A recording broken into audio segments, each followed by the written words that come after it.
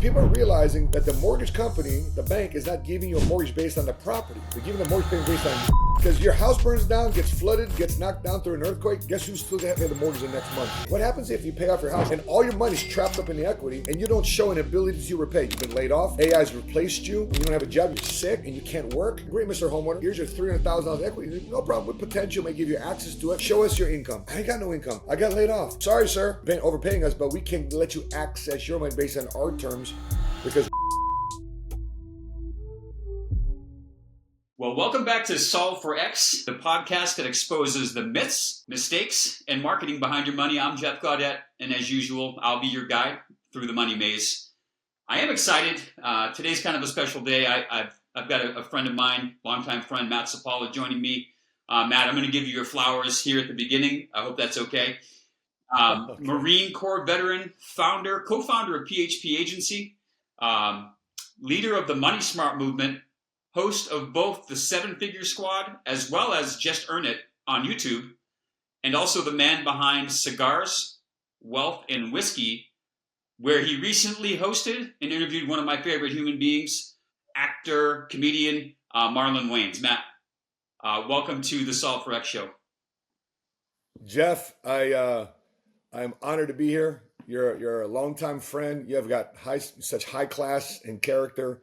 You do business the right way, man, so I'm honored to be here on the podcast. By the way, Solve for X was actually one of Patrick's titles for his book, but he nixed it because the publisher said from a business standpoint, it was kind of confusing. So, so that's why Patrick went with your next, or choose your enemies wisely. Got it. But I love the name of your podcast, because that's what people got to solve for, especially today. They got to solve for X, N, Y, then Z. And secretly, I may very well have had that in notes from PBD shows from way back in the past. It was probably in the back of my head somewhere around there. Good. So good. I guess we'll start, if it's okay with you. So I obviously know your background. You are a friend. I do follow you. I'm a fan. I'm a friend, but I'm also a fan. I hope that's okay. So how does a guy go from the Marine Corps and get into the financial services industry? I guess we could start there. Yeah, it's purely by God's design, man. Two things I never thought I'd get attached to my name. Number one, life insurance agent, and number two, entrepreneur. Growing up in Chicago, I joined the Marines just to get out of Chicago, just to find a different way to make money, make a living. And so I completely just stumbled across by accident a person that hit me up and just basically asked me what my goals and aspirations were. Post-military, if I wanted to re-enlist, and it was a retired master sergeant, so shout out to Carlton Enlow. But he's the one who put the seed in my head. He said he asked me three questions, Jeff. He says, "You like money?" I said, "Yep." He said, "Like a lot of money?" I said, "Yep." And I said, "Well, tell me how money works." I'm like, "I'm in the Marine Corps." He said, "No, anybody can get a job, but how do you make money work for you?" And that stumped me. And I kept this business card in my breast pocket, my uniform, for 3 months. Never called him. And I'm so grateful and thankful that he did follow back up with me, Jeff, because every day I wanted to call him, reach out to him, but I talked myself out of it. Like, man, I don't have a college degree.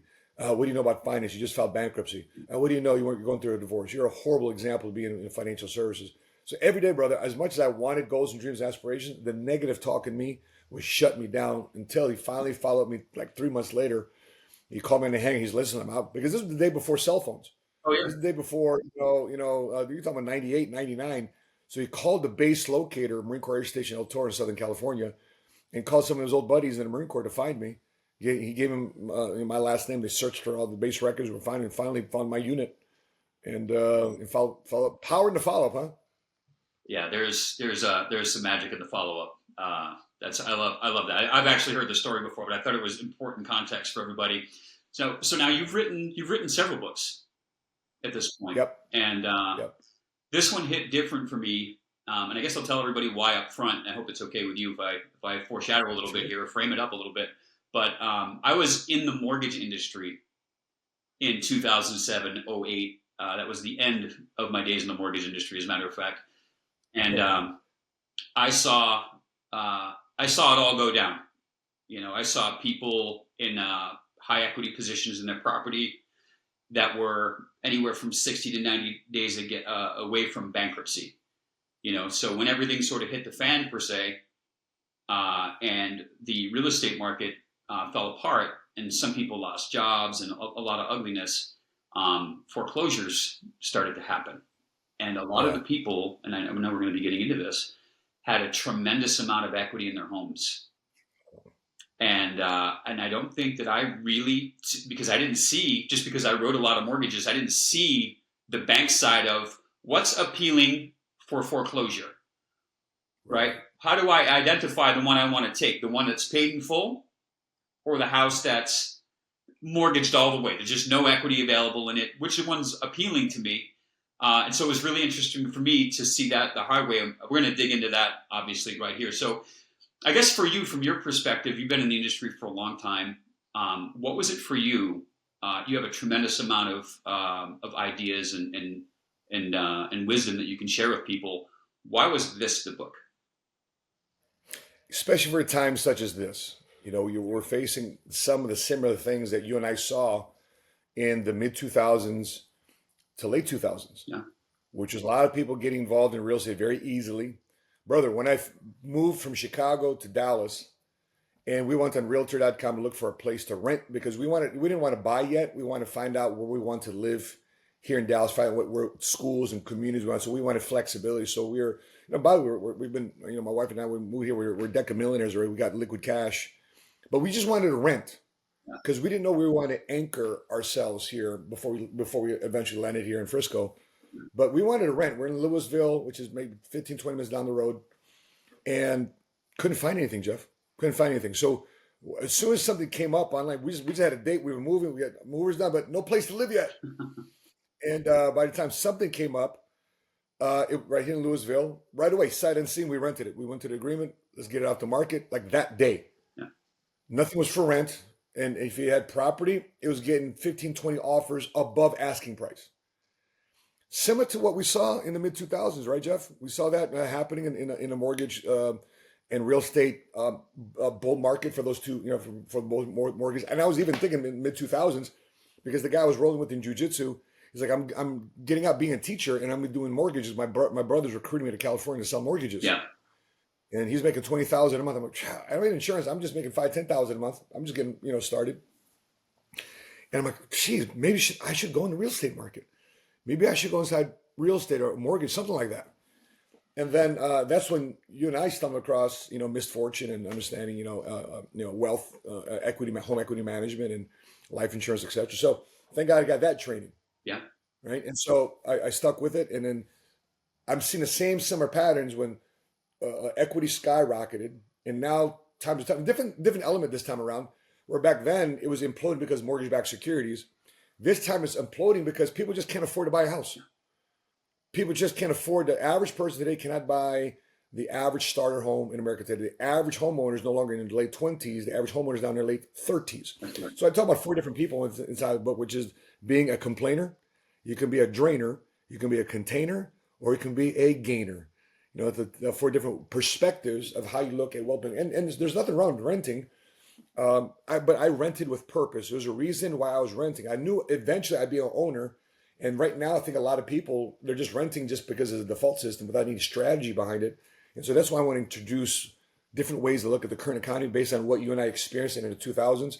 Now I can parlay that because, brother, you and I now are the OGs of the financial services world now, bro. We're like uncles, right? The big brothers. Yeah. We're no longer the upstarts. That's true. Well, the good news is for you look young. For me, I've had gray hair since I was in my 20s, so they always sort of thought I was an OG, which worked out totally fine. So, Yes. but thank you. Hey, Yeah, I'm kind of catching up to you, big dog. yeah. You're all right, man. You'll be doing all right. And so recently I heard, because of, obviously, to your point, a lot of people can't afford to buy houses, right? So things have to change, right? A lot of times we would say when first-time home buyers can't afford to buy, something's got to give. It doesn't appear that it's giving fast enough for most people to be able to get into the game. So we're now hearing whisperings of 50-year mortgages. Yeah. What do you think about that? By the way, I love it. Yeah, I love it.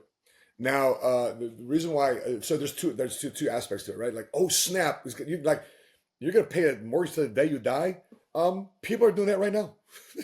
yeah, You know, Matter of fact, if you look at the original word and the origination of the word mortgage, it starts with that first part is mortir, right? It means to the death. Yeah. So, and by the way, I want to die with debt to the death because I got a lot of life insurance to pay off that debt. That's right. When I check out and go meet the Lord. So therefore, my family receives a debt-free estate. And so that's, by the way, that's chapter 1 of my book, which is an officer, a client of mine that was a Chicago Police Department working for CPD. And he thought he just bought a house, and we proposed that he get, a life insurance. And he said, no, I got to do my job. I mean, we did some work for them with a rollover, 401k rollover into using an annuity. And I went back to him. I said, bro, you need to get a life insurance policy. You don't have sufficient coverage. I got to do my job. You don't, bro. No, I got to do I'm good. And next thing he goes on vacation to the Bahamas. Sadly, he passed away on vacation. Ain't that crazy? He decided to pass away on vacation. Anyway, they spent 10 grand to fly his body back to Chicago. And his wife said, well, let's go file a claim. Come to find out, life insurance only applies while on the job, not in vacation. You see, a person with private life insurance policy wouldn't have had that issue. And so, I'm going around I've been around 10 cities now, 11, going to my 11th city tomorrow, going to Houston for my Keep the Keys book tour. And I asked one question, Jeff. I said, where's my 30-year-olds in here? Where's my 30-year-olds? People raise their hand. How many guys know nothing about life insurance? A bunch of our hands go, okay. 30-year-olds who know nothing about life insurance, answer me this question. Okay, keep your hands up. You're married, got kids, right? So I asked another question. How many of y'all have life insurance? The hands go down. Wow. So you guys have homes. You're 30 years old, got kids, responsibilities. Now you have life insurance. Let me ask you this question. How much do you think for $1 million life insurance policy? $1 million goes to your wife, your kids, your estate, your charity, your church, organization, whoever you want to leave $1 million. How much do you think that costs a month? Guys, $1 million. You guys know what it took to get a down payment for a $500,000 house. How much for a $1 million life insurance policy per month? And these guys, I don't know, $200 a month, $500 a month, $300 a month. Bro, you and I know $60, $70 a month based on health. Yeah. 60 to 70 bucks a month. So in other words, they far overshot the cost of life insurance. That's why I don't buy it. That's right. Thank God they're at my Keep the Keys book tour. And so that's where a lot of people get things wrong when it comes to basic things about. Now, when it comes to insurance, I like to rent insurance all day long to max capacity, which is term insurance. But I think with home ownership, you eventually want to convert it to permanent insurance, just like you want to permanently own a home in real estate. Yeah, that's fantastic. I'm listening to you tell the story about the 30-year-olds in the room, and I'm putting myself at the front of the room, and I've seen that. And a lot of times, a lot of the younger people coming up today haven't been introduced, I don't think, to the life insurance industry appropriately, and they have a lot of the bad baggage around what life insurance is, right? Yeah. So I thought it was amazing, that you had written this. I couldn't wait to get you on here to dig into it with you, because I'm a life insurance nerd myself. So guilty as charged. So that's it. So here I am, grew up, all the wrong things. You hear the couple things you were taught growing up, and you probably heard both of these things, right? Number one is don't talk to strangers, which we both do for a living, right? And the second thing is money is the root of all evil, and we're both in the money business. Yeah. So I just want to congratulate you on being somebody who's able to push against the grain. And it's got to be the Marine in me, I guess. And I'm from a military family as well, so I guess we're both boneheads in that way. But so the good news is that we found out, right, that those things aren't necessarily true, right?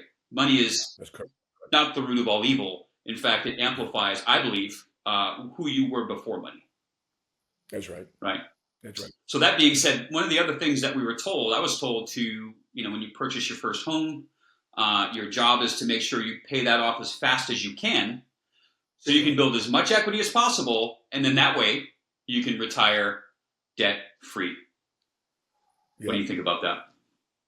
Yeah, I mean, I'm parlaying off even your first question about 50-year mortgages. The average, this, Jeff, the average mortgage never goes up to 30 years. No. People are refinancing at maybe the 5, 7, 8-year mark. Yeah. So the 30-year mortgage gets reset again back to 30 years, which allows more affordability. And by the way, what was crazy was when the only thing in the 70s and 80s was a 15-year mortgage. Yeah. The next thing you know, they introduced the 30-year mortgage. And people are like, what are you talking about 30 years? And now it's kind of like a thing. Yeah.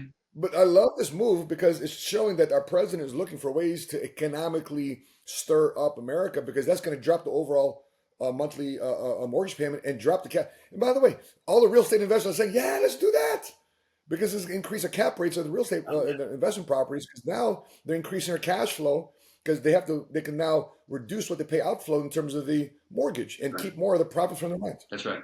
And so, you want to make sure the whole conversation these days is how many 70 and 80-year-olds, Jeff, today are still working, A lot. not because they want to, but because they have to. They're not volunteering at Domino's Pizza. They're not volunteering at Walmart and Costco. They're not volunteering at Kroger's or a grocery store, whatever is in your local area. No. Just observe. For those of you watching this, and you've already seen it, how many senior citizens had to unretire because they ran out of money and because they're on fixed income, inflation is hurting them too. That's right. That's And right. so, there's right now a wave. You know what the potential wave in the future is? The wave of the Golden Girls. Because my mother and my parents, I put my parents here in a retirement community because of the work you and I do. You know, my parents a long time ago in early 2000s, I got them a straight up standalone long-term care insurance policy. It was a pain in the ass to pay $5,000-6,000 a year for that thing, but thank God now Yeah. the policy is paying $5,000 a month for them for the next 3 years, Yeah. right before we have to go to private pay again. But that's 36,000 for 3 years. It's not coming out of their retirement. Right. And I'm sorry, $5,000 a month is going to the retirement community, not retirement home as Medicaid. But they got 8 activities to do every day, Jeff. Happy hour by 4:30. You know, security closes and lockdowns the compound at 9 p.m. So therefore, the people that are going through dementia and they walk up out of their apartment, they're not walking off the campus. Yeah. But they have care. They're loved. They have activities. They're cared for. And so they're living this chapter of their golden years in dignity. I love it. I love And so it. this By is the what way, we want. your mom is one of the sweetest human beings I've ever met in my life, and I haven't had the opportunity to meet your father in person, but I've seen enough of him in videos with you where you're an interesting combination of both of them. Your father seems like quiet dignity, Yeah. very very reserved, where your mom is much more outgoing. Yeah. But you're definitely a combination of both of those things, in the way that I've seen things. So yeah. Good So observation, brother. I appreciate that. one of the things that I found to be super interesting regarding the book is when people are building all this equity inside their house, I feel like they get a certain level of comfort, right? It's an asset. It's there, right? That's my in case stuff happens account. I can always just go after my home equity, Yeah. right? And then, like I said, I think most people today are about 30 to 60 days away from bankruptcy, 30 to 60 days without a paycheck away from bankruptcy. And then all of a sudden, they mail in one mortgage payment late, Matt, and then what happens?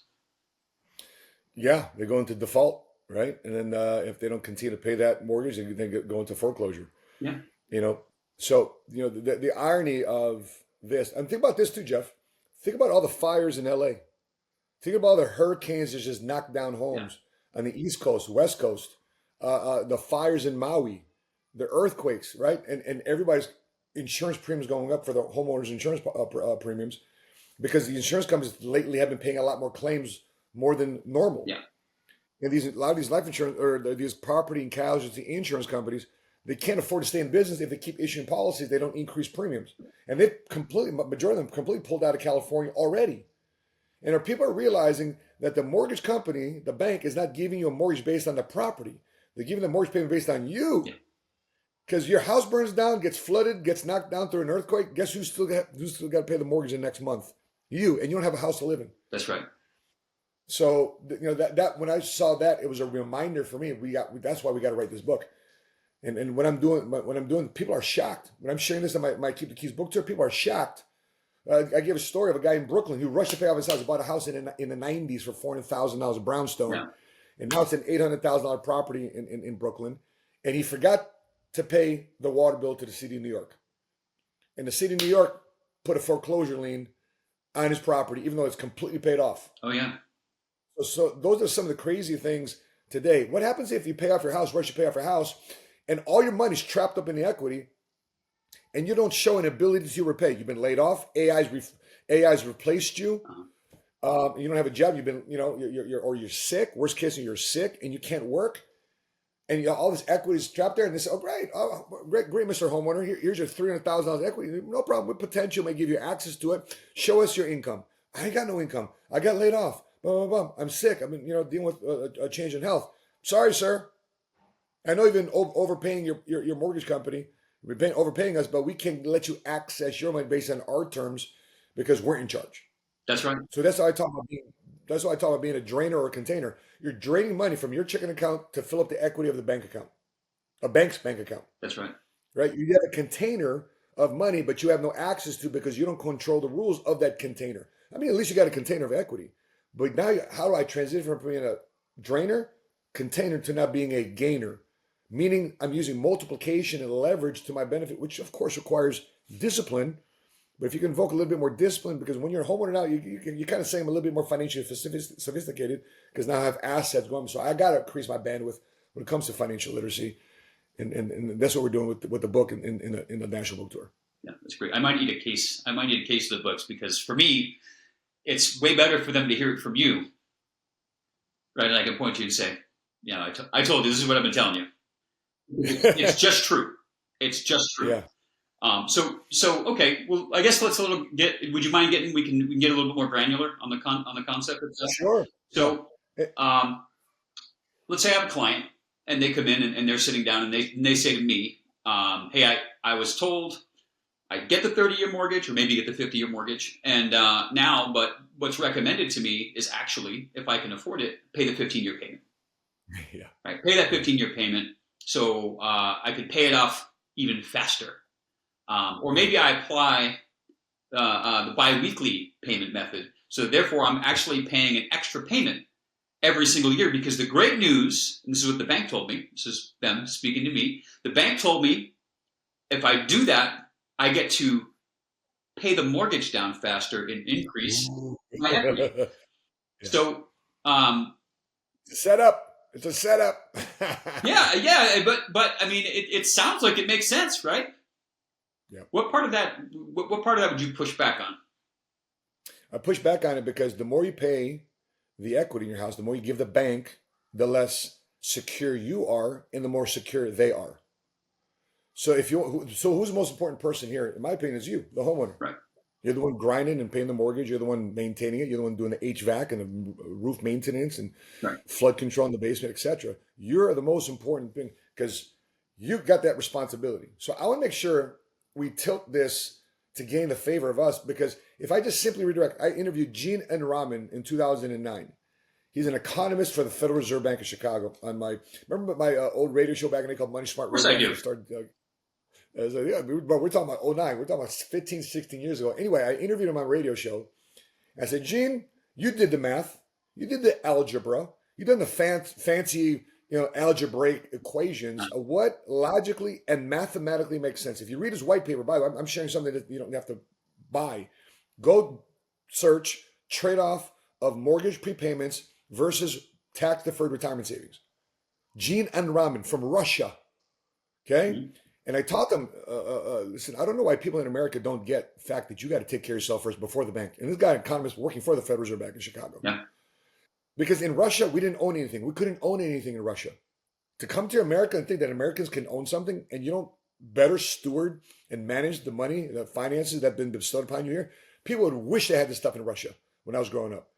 But in that report, he says, if all Americans did was redirect the mortgage prepayments instead of going to the bank, but to their own account, and he didn't say specifically what account, and I'll say it, either a Roth IRA or an overfunded, maximum funded, in accordance to IRS code 7702, index universal life insurance policy. And we redirect their money inside there. Like all my clients, brother, we've got 10,500 clients this year. Not all of them have used this strategy because for some people it's not appropriate or suitable. Right. But for the small percentage that put in their money inside this maximum funded 7702 IRS compliant index universal life policy, Their money now is under their control, That's right. not the banks. And this happened to me. If Mitch is watching this, I'm gonna send this to him. Mitch was my client in 07, 08. He cashed out $150,000 of equity. We're laddering in just shy of $50,000 a year for the first 3-4 years of the Index Universal Life Policy. Then whammo, real estate market crisis. I'm calling him, bro. We got to adjust your policy, right? Because Matt, you educated me so much with that. I shrunk down the death benefit of my policy, and I haven't had to pay my policy for 3 years because the cash in there is earning interest above and beyond the cost of insurance. So it's keep my policy afloat, and I still got my cash value in there growing because we overfunded this bad boy.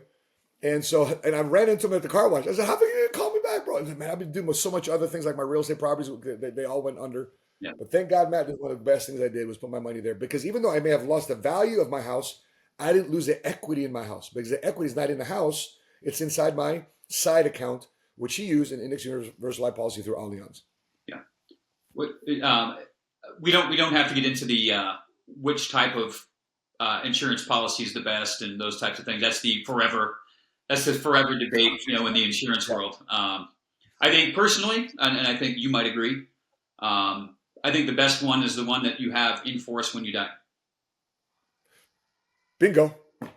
Or in force when you need access to. By the way, I had a professional athlete client here. If I said his name, you'd know it. But he's taking advantage right now because right now in the real estate market, think about this. He redirected cash from his properties into the Index Universal Life Policy during a seller's market 3 years ago. Today, it's a buyer's market. Guess what he did? Man, I want to take advantage of some of these deals. Can I get money for my policy? I said, absolutely, bro. Oh, I almost said his name. Yeah, absolutely, brother. No problem. 24 hours, we filled out some paperwork. 24 hours, he had cash in his checking account from his life insurance policy so he can move on a deal to buy more real estate. To repeat the cycle instead of just his primary residence, he can repeat the cycle with commercial real estate. And that's what he's doing right now. And so, these are the things that a lot of people don't realize when push comes to shove. What would you rather have? Equity that's stuck in the walls of your house or equity stuck in accounts that you control? Well, there's a couple of things. One of the things that I learned at a young age was that when I did do that thing that we were taught to do, which is build equity inside the house, and I looked at my statement at the end of the month, I was looking for the amount of interest that the bank was paying me on my equity, and that line didn't exist. The line didn't exist. Zero. Yeah. So the ghost line. Is that a solid savings or investment strategies to put my money somewhere where they're not paying me any interest, and also it goes away if the market value of my property drops, and also I need to ask somebody else's permission to get it. I'm like, wait a minute, the bank taught me this. However, correct. If they operated that way, right? If the CFO, if anybody at the bank operated and made investments on the bank's behalf with those rules in mind, they would lose their job. And the bank would close. Yeah. Because a bank's job is to borrow at one rate and lend it at another. Right. So the fancy word for that is arbitrage. Right. Arbitrage. Arbitrage.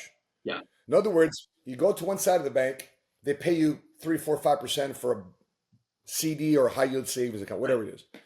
But you go to the other side of the bank and they lend you money, that same money back to you at 8% for a car loan, 6% for a mortgage, 20% for a credit card. So in other words, they're getting your money to be deposited with them. In return, they give you 4%, but they lend back out at double that. And guess who pockets the difference? The bank does. Yeah. So if you really want to be your own bank, you got to start thinking like how a bank actually operates, not just the concept of, bank, filling out my bank. No, your job is to move that currency. That's why the word is called currency. That's right. From the word current.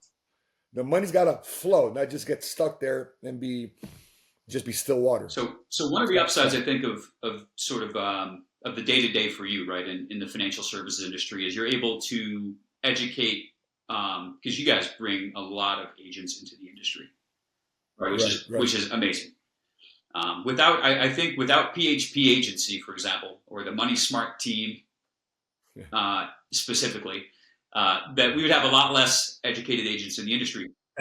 But I appreciate it, bro. Of course, man. And one of the things that I think people struggle with as they start to learn and they start to make connections to what the truth is. Like the things that we're talking about.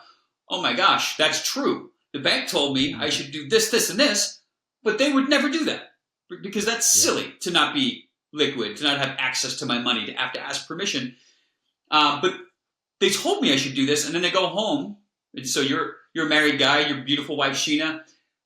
Fortunately, the two of you are in the same industry together. But what happens, Matt, when somebody goes home and says, "Sweetheart, I just found out that overpaying our mortgage, for example, right? I learned this. Matt taught me. But overpaying my mortgage isn't necessarily a good idea because it puts me in this position when what I really want to be is in this position." And what happens when the two heads collide, right? When the wife doesn't necessarily agree with what the husband says, what happens then? Yeah, and by the way, that's why if you want to be better at sales, get married. Yeah. You got to find a way to communicate to your wife, your husband, your kids, your idea. And a lot of them won't listen to you because they know you as their wife, their husband, their kids, your father, your mother. And so, a famous saying Doug mentioned to me a long time ago, just because you thought you're doing something right, right? Uh, You're going along and you eventually find it was wrong. When would you want to know? right. Right? And do you allow pride and ego to keep in the way of you actually seeing things from a different perspective? Right. Because if the math works, you ought to be able to say, okay, let me suspend my belief for a second and not think, like, for example, we read the book Principles by Ray Dalio, Oh, yeah. right? Bridgewater and Associates, right? It's kind of like the Apple of the hedge fund world, right? Right there out of Connecticut. Mm-hmm. Amazing jump, amazing mind when it comes to investing. And he said, I actually walk into, in his book, if you read Principles, there's 3 books in one book, one big fat book with 3 different sections, really 3 different books in one book. And he goes in one of the sections there, he goes, I actually walk into meetings thinking that I'm wrong. So therefore, I'm not going into meetings thinking that I'm always right about things, even though I'm running this thing. Yeah. So I've always, in Patrick, my first book, Faith Made Millionaire, Patrick wrote a forward. He said, listen, if there's something that's going to typify Matt and Sheena Sapaula, it's one word. It's called coachability. So not only do they want coaching, they ask for it. And I'm at a stage in my life, I don't care if you hurt my feelings. If it's something I need to know to improve my life, that's one of the first things I told Patrick. I said, Patrick, at the time, that was 10, 11 years ago. I said, PVD, I'm 41, 42 years old right now. I ain't got time to waste. I blew my 20s and 30s, here now in my 40s. Coach me, guide me, let me know. He says, Sapaula, I'm not afraid to coach talent. Awesome, you're the right mentor for me then. Yeah. And so every time I go to a conference, for example, we just came from his office this past weekend. My first question, Patrick, forget where I'm at right now. What's my next move? What am I not seeing? How do I improve my current situation right now to enhance and get it better? And he patted us all on the back. Of course, we got some goals because we potentially have between a $5 and a $50 million bonus that we're gunning for if we grow our company by 30% EBITDA. That's terrible. I'm sorry to hear that. Crazy things we're being involved with these days. But even then, my point is this. Why aren't you willing to grow? You want to get better. Not to plug the Chicago Bears or anything, but the new coach, Ben Johnson, he says this after every win, after every game, he says, guys, let's do this. Never let it rest until good gets better and better gets best. That's his chant with the Chicago Bears. Yeah. Ben Johnson. And so I'm always looking for ways to improve. You ought to look, if you're a homeowner, you're a renter, you should always look for ways to improve. And if you're not a person improving the quality of life for your family, what are you doing? Get your head out of you know what. Get out of your, sometimes you got to get out of your own way. Yeah. And I say that in the most loving, tactful, hopefully, way. But I'm not looking out for what you think about yourself. I want to look at what your family and what your legacy thinks about you, man. Yeah. That's what's that. I couldn't have said it better, man. Listen, I appreciate you coming on. I want for everybody to know how to get a hold of you or how to find you. What are the best ways to reach you online these days? Real easy, bro. Just remember, Money Smart Guy, moneysmartguy.com. Money Smart Guy on Instagram, Money Smart Guy on Facebook, moneysmartguy.com. Just look for Money Smart Guy. There's only one of us, and it's trademarked. So there's nobody else that's going to be out there with Money Smart Guy. But it's very easy to find me on my YouTube channel too as well, called 7 Figure Squad. How to think like a millionaire, strategize like a millionaire. So one can be a first generation cash flow millionaire. And I combine both faith and finance, like what you were saying earlier. The root, the love of money is the root of all of evil. That's from 1 Timothy 6:10, right? But it's the love of money, not love, not loving the ambition or the rewards of having money work for you. But if you make money your God, which a lot of people do, um, you remember that movie Wall Street with Gordon Gekko, Of course. right? Greed is good. Greed is good. That actually came from a guy. What was his name back in the '80s? He was a trader. He was found guilty on insider trading. Ivan Boesky. Okay. Ivan Boesky was there in New York, and he was the one that actually made that speech at a business college of greed, and then they just made it into a movie with Gordon Gekko. Yeah. But you gotta be careful with that word greed, because to me that's like, for example, I love cocky people, even though for some people it might be annoying. I love cocky just as long as it doesn't slide to arrogance. Right? Arrogance means that there's nothing new I can learn. And by the way, everybody loves to hate an arrogant person, but most people, they love somebody that's cocky, outspoken, but at the same time willing to improve. Arrogance means that you're it, and that you're the end all be all. There's a big difference between arrogant and cocky. Bank on being cocky. Be cocky enough to know that you don't know everything, and you got to find the people that know what you don't know. That's right. And so that's why you got to stay focused on podcasts like this. Make sure you solve for your X. That's right. And once you get your X, get to your Y, you get to your Z, you get a better result because you're thinking about improving yourself. And Jeff, I'll say this too as well, man. You're a classy businessman. You're a classy friend. The way you go about your life, the way you go about your business, the way you're upfront with people, the way you do business. I'm glad the season we had a chance to be in business together. I honor that. I appreciate that. Likewise. And maybe offline we talk a little bit about what that book of business continue to do. but it's been amazing, brother, to see you grow and see your families grow and to see to see your sons run track and seeing them become young men. So salute to you and your leadership as a father, as an entrepreneur, and a man after God's own heart, man. So appreciate you for having me on your podcast. Thanks so much for coming on, man. And I will hope to drag you on here at some point again in the future. You got it. No problem. You got my number. All right, for sure. We'll do a part 2. By the way, if we want a part 2, part 3, put in the comment section. Let us know. Most definitely. Thank you for that.